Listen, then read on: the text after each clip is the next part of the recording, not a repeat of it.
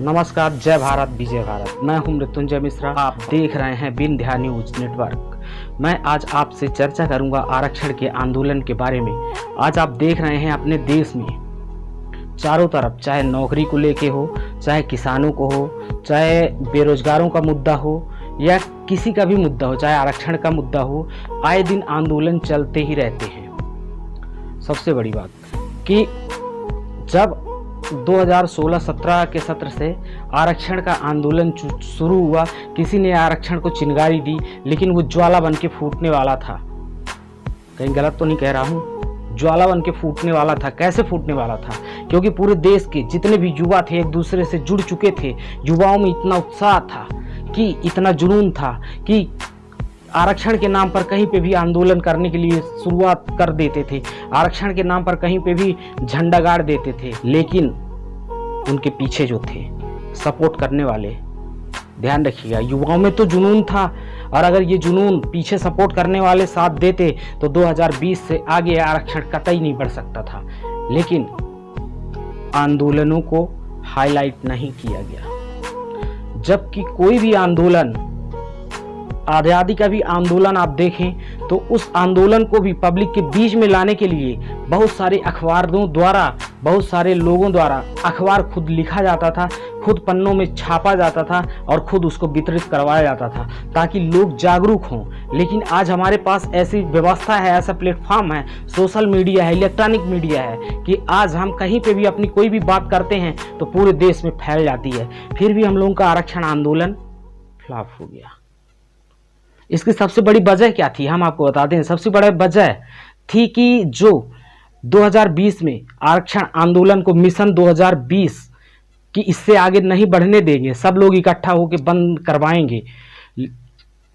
जेठारी जी, राष्ट्रीय जातिगत आरक्षण विरोधी पार्टी के जेठारी जी आंदोलन भी बैठ चुके थे रामलीला मैदान में। 81 दिन लगातार पानी बस पी के, लगातार बिना कुछ खाए पिए 81 दिन आमरण अनशन भी बैठे थे। करणी सेना भी उनके सपोर्ट में थी। लेकिन तभी लॉकडाउन का समय आ गया, लॉकडाउन लग गया, सब वहीं को वहीं यथावत हो गया। फिर से संसद ने नया कानून बनाया आरक्षण का, क्योंकि 10 साल बाद आरक्षण को रिन्यूअल किया जाता है, यानी कि फिर से उसको संविधान यानी कानून बनाकर फिर से लागू किया जाता है। क्योंकि ये आरक्षण जो है वो मात्र 10 सालों के लिए ही बाबा साहब ने देखे गए हैं, तो फिर से आरक्षण को लागू कर दिया गया।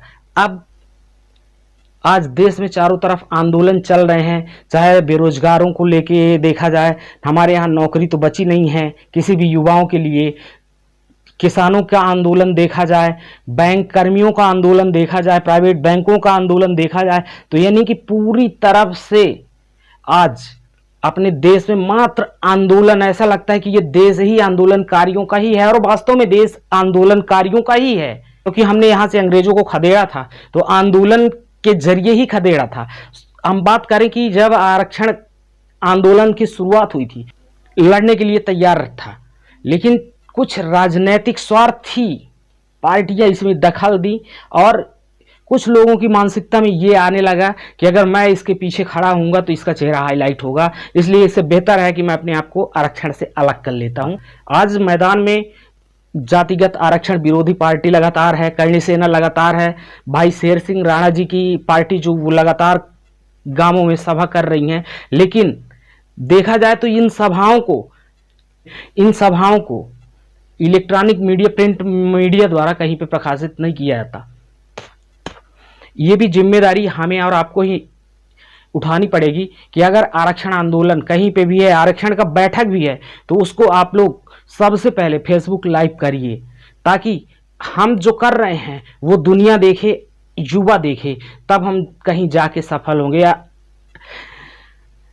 अंग्रेजों को भगाने के लिए जो आंदोलन चलाया गया था उसमें पत्रिकाएं निकाली जाती थी, अखबार निकाले जाते थे, अखबारों के माध्यम से संवाद किया जाता था, अखबारों के माध्यम से गवर्नमेंट के ऊपर हमला किया जाता था, यानी कलम की धार से गवर्नमेंट को बताया जाता था कि हम तुम्हारा ये गुलामी नहीं सहेंगे। और आज हमें भी ज़रूरत है ऐसे प्लेटफॉर्म की जहां पे हम अपनी बात सबके सामने रख सकें, और वो प्लेटफॉर्म भगवान की दया से आज हमारे साथ मौजूद है। हमारा सबसे बड़ा हथियार सोशल मीडिया।